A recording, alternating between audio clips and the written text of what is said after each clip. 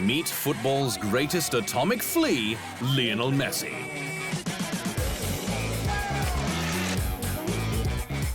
Born in Argentina with a growth hormone deficiency, Messi has since grown into the tiny mite of a man who's been making his bigger football colleagues look silly with his sublime football magic. Whether it be with the Blaugrana of Barcelona or the Albiceleste of his beloved national side, one thing is certain. Messi is so good, he's earned himself a spot on a pedestal once reserved only for the likes of Pele and Maradona. His math skills may not be as good as his football skills, but no skill can outsmart the truth.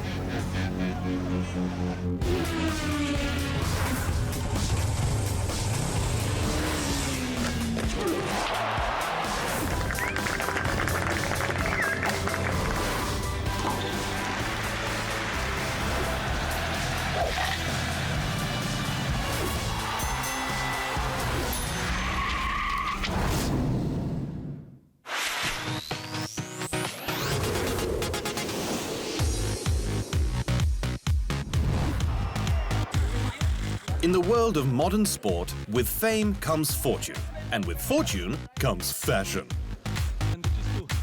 With the world's greatest designers at their disposal, a high-profile athlete's clothing options are seemingly endless. Some make the most of their choices, and others make a mess of it.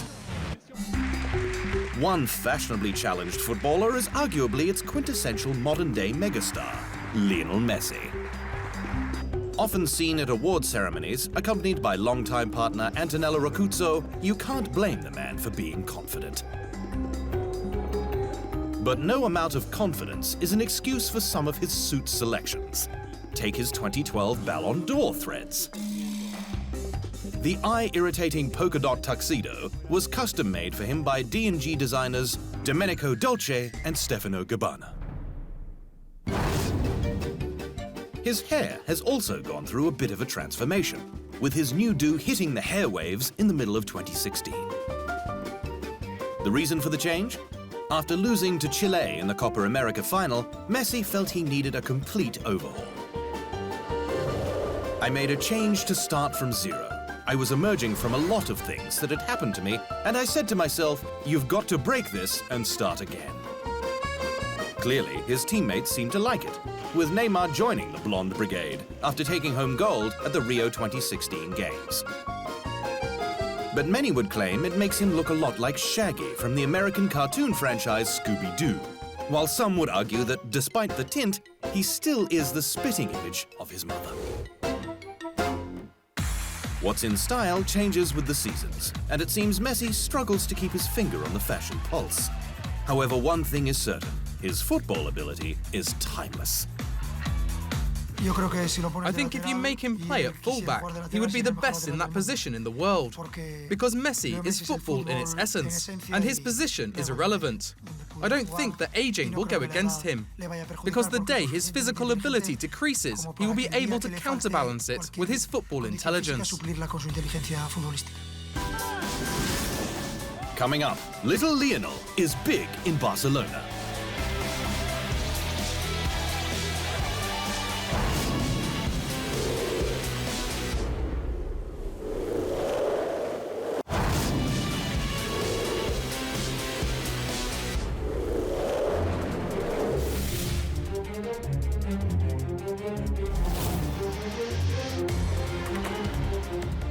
Ever since the Francoist dictatorship essentially forced the autonomous community of Catalonia back into Spain, the region hasn't had the most endearing relationship with the nation's monarchy.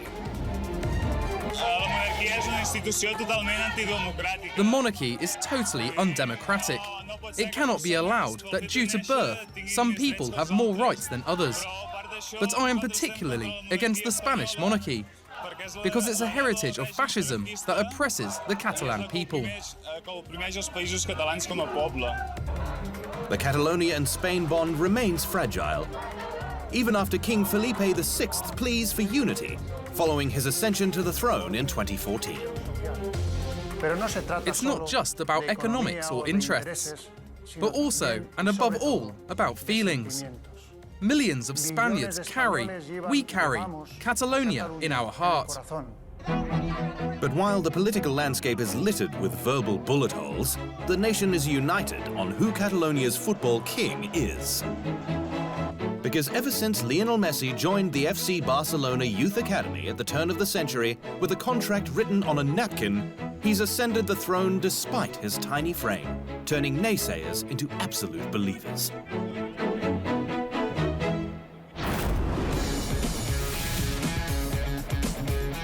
Born in Rosario, Argentina in 1987, Messi moved to Barcelona on a 2-week tryout with their youth team. Despite his small stature, the result of a growth-restricting hormonal deficiency, little Lionel had big dreams. As an Argentine, I like Maradona for what he has achieved. He became the greatest footballer in the world. And then I like Ronaldinho, who is very close to me now. And I have always liked Pablo Aimar. I used to watch him when he played for River Plate. These are basically the players that I admire. Messi was 14 when he became an integral part of the baby dream team, Barcelona's greatest ever youth side, which included the likes of Gerard Piqué and Cesc Fabregas.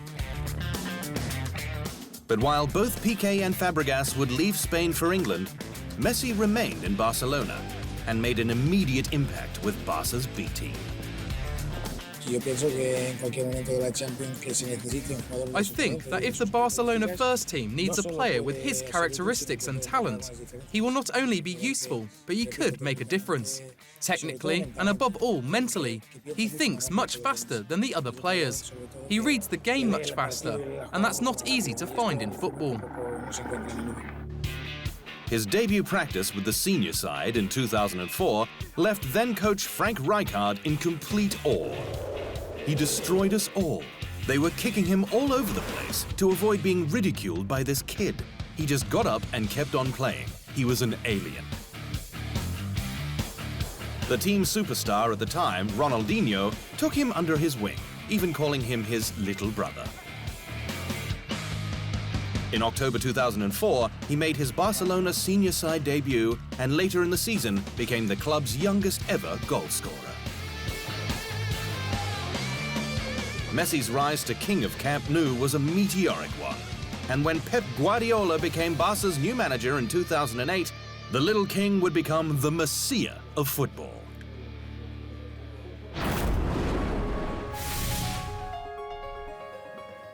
A former Barca midfielder turned manager, Pep Guardiola gave Lionel Messi even more creative freedom to express himself on the pitch.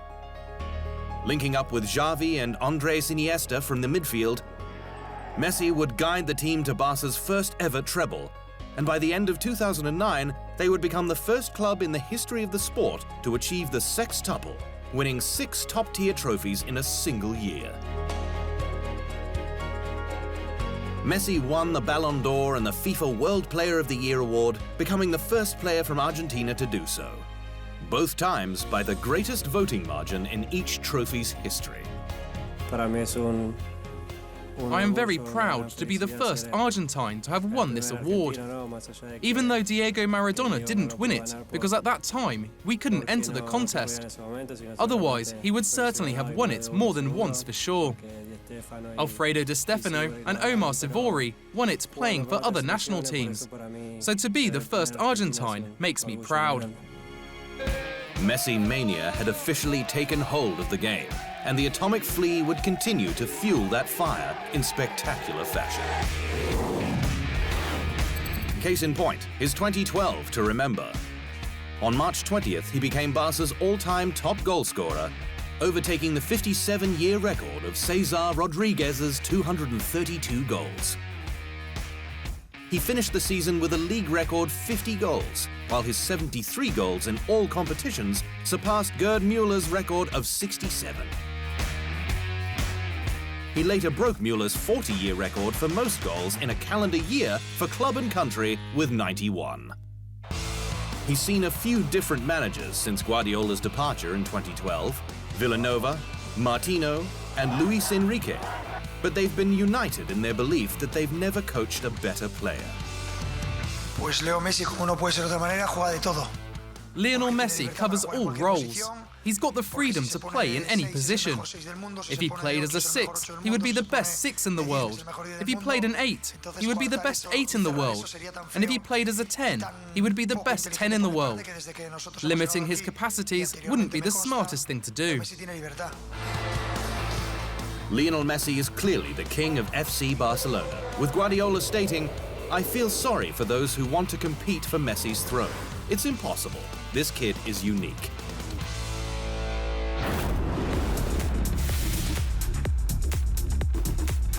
The fanfare for Lionel Messi has often been off the charts. Take the jewelry store in Tokyo, Japan, that made a golden model of Messi's coveted left foot worth over $5 million. It's exceptional. You can see each line on the foot. It's an impressive piece of work. Or his wax figure at the Musée Grévin, made just in time for the 2016 European Championships, a competition Messi wasn't even in. I was in charge to make Messi's faces and bodies, and it was a real great, fantastic experience because he's a fun guy, and I like him very much, and he's got a very fine smile. But one of those statues probably didn't think Messi's smile was all that. That's because he's become his biggest modern-day football nemesis, Portugal's Cristiano Ronaldo. The clash of these two football titans is a curious one, when you consider that Lionel Messi doesn't even see it as a rivalry at all. In fact, he wants nothing to do with contention. I have said it many times. I don't compete against Cristiano Ronaldo. I try to do my best for my team and my national team. Ronaldo, on the other hand, is his pretty boy arch-enemy, committed to thwarting Messi's Ballon d'Or reign. I look at myself. I am the world. I want to be the best in my profession, and I think that I am the best. Messi's record run of 4 straight Ballon d'Ors between 2009 and 2012 was ended by Ronaldo in 2013. And when he repeated in 2014, he celebrated like this.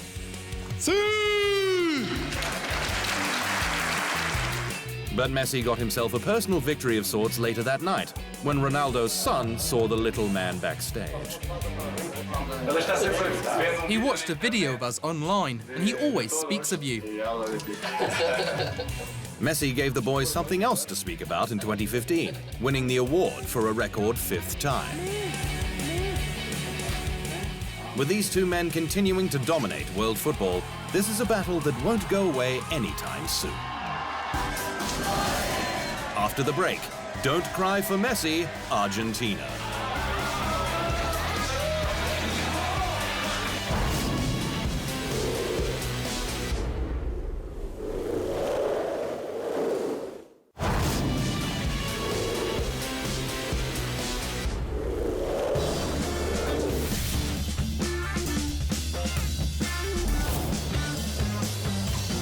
Lionel Messi is a man of many awards.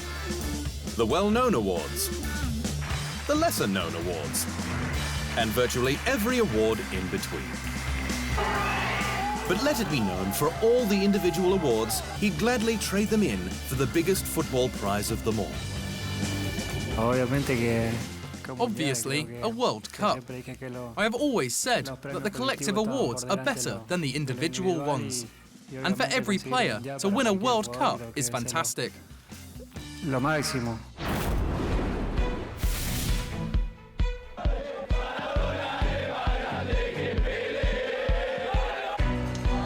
There once was a time when Argentina was on top of the football world, courtesy of a man who was the Messi of his day, perhaps even better. Diego Armando Maradona single-handedly led his nation to the World Cup title in 1986, and after leading them to the final 4 years later, Argentina has had a series of heartbreaking World Cup defeats. So desperate were they for another title that in 2010 they summoned El Pibe d'Oro himself to coach Lionel Messi and company to the promised land. But instead, they were blown out of the water by Germany 4-0 in the quarter-finals, with Messi failing to score a single goal. Maradona was quick to defend his prized pupil, barking at the media following the loss. Anyone saying he didn't have a great World Cup is an idiot.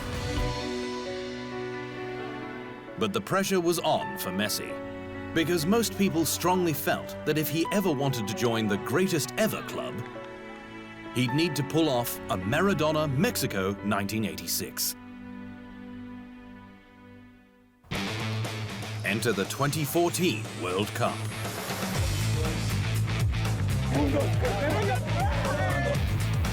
Held in Brazil, just north of the motherland, Messi came to the big dance with big expectations, having been the Albiceleste's top scorer in qualifying, scoring 10 of the team's 35 goals. The odds were in his favor as well. Messi was at 8-1 odds that he'd end the tournament its top scorer, while Argentina was second only to the host nation to take the title at 9-2 odds. I hope Argentina can play in the World Cup final against any team. It would be a dream to play that final.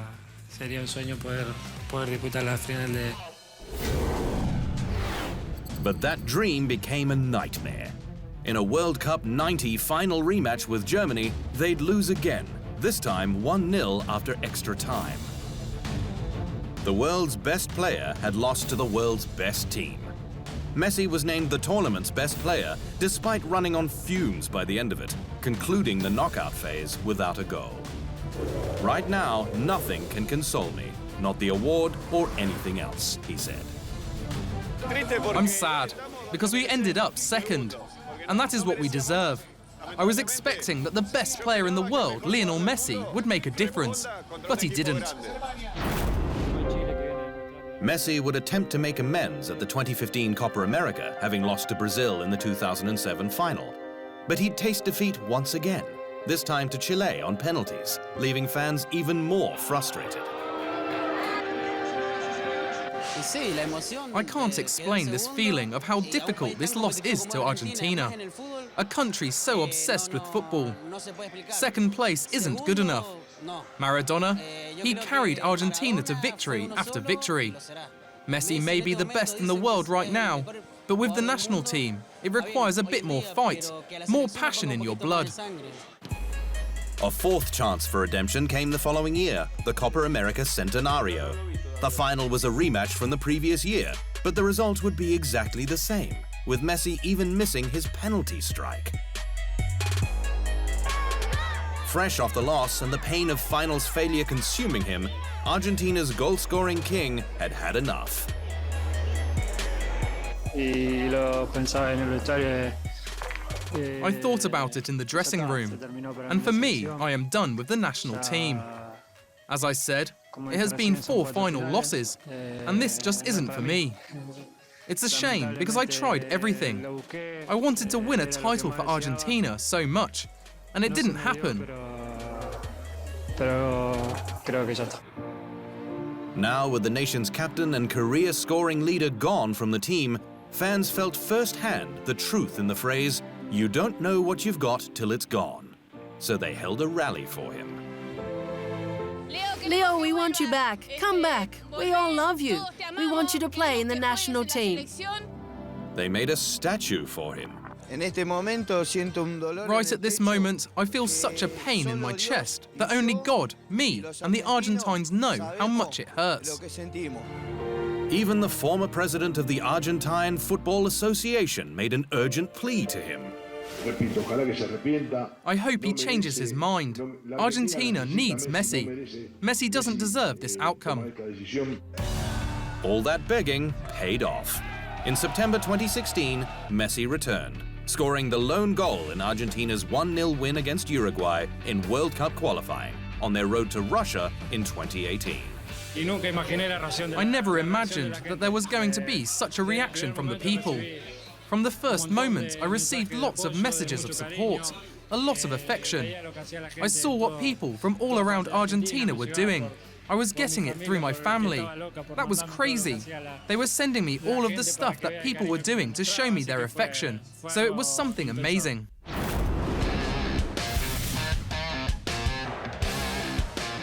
There are some obvious similarities between Maradona and Messi.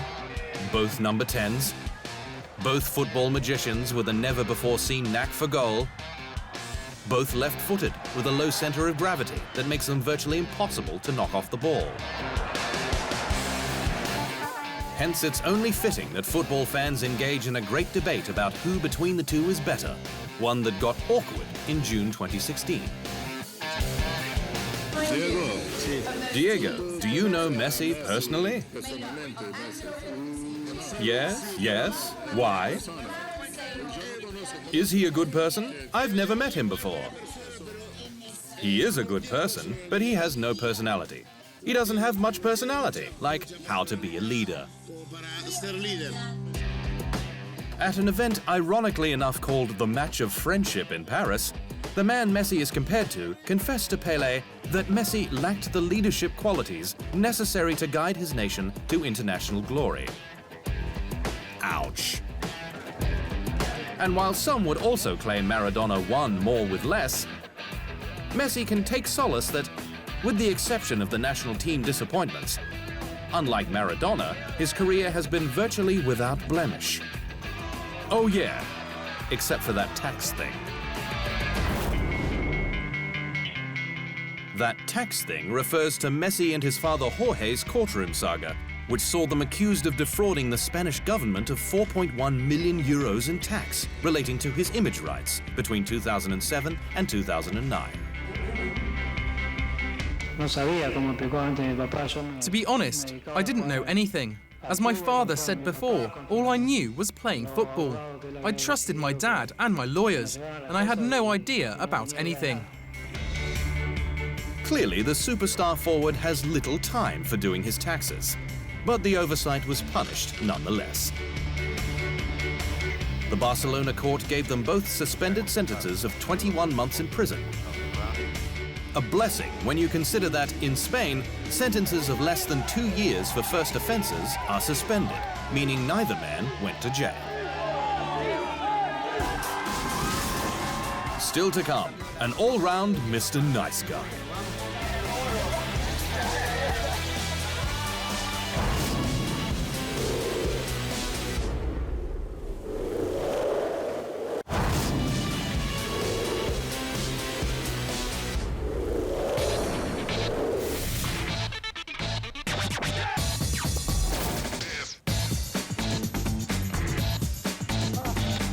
In the history of the game, few can statistically compete with Lionel Messi. Between 2004 and the end of the 2015-16 campaign, the Atomic Flea scored a club record 453 goals in 531 matches for Barcelona. And between his 2005 senior side debut with Argentina and 2016, he scored a team record 56 goals in 114 matches. Needless to say, if you're going to watch a game with Messi in it, chances are he'll thank you for your time with a goal. But off the pitch, his actions are pretty impressive as well. Sport helped me a lot. I think there are many things that one does on the football pitch that can help off it too. He's a UNICEF Goodwill Ambassador and is selfless with his time for their cause. So when he saw a 5-year-old Afghan refugee wearing a Messi jersey made from plastic bags, Messi was quick to replace it with a real autographed one, along with a football. His only glaring philanthropic faux pas? Announcing he'd donate his used boots for charity while on an Egyptian TV show. Little did he know shoes are seen as filthy in Arab culture, and the gesture was seen as a colossal insult. Nonetheless, on the pitch, he's La Liga's all-time leader in assists. Off the pitch, he's quick to assist those in need.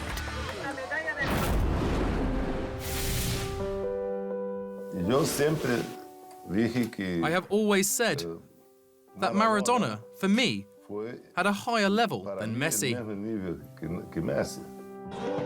The jury may still be out as to his all-time greatness, but clearly Lionel Messi is one of the most magical footballers the game has ever seen. Despite standing just 1.7 meters tall, he's looked up to in football circles and beyond. Coach Kerr showed us film of some soccer greats, especially Messi, and Barcelona, how they play, and just their style, and just what they do every single game, and how they score. We have in front of us a player who I think will be the best in the history of this sport. The great players would play in any generation. Lionel Messi could play in the 50s, he could play in the present day, as could Di Stefano, Pele, Maradona, Cruyff. He could all play at any level because they're great players. And Lionel Messi, without question, comes into that category. And that is the truth.